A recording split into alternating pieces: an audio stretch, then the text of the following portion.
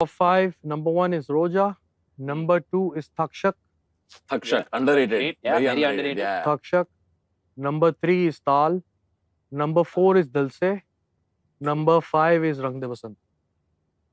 हमने हमने रंग दे नहीं छेड़ा था रंग दे बट रॉकस्टार रॉकस्टार अच्छा है, लेकिन पता क्या रॉकस्टार में क्या दिक्कत हुई, मुझे ऐसा लगता है कि इम्तियाज अली साहब की मर्जी थोड़ी ज्यादा चली, अच्छा क्योंकि उन्होंने रहमान सर को कन्विंस किया, जो कि एक जिद्दी आदमी है, कि एक ही वोकलिस्ट रहेगा। रहमान सर जाने जाते हैं कि ये अलग-अलग वैरायटी लोगों से होती है, पूरा समझ गया। गुलदस्ता लेकर आते हैं वो।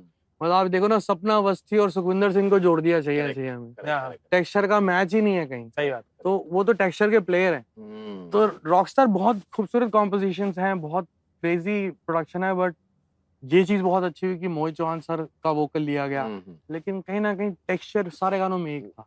वो एक डिमांड थी फिल्म की, लॉजिकली अच्छी चीज थी, लेकिन रहमान सर से हम गुलदस्ता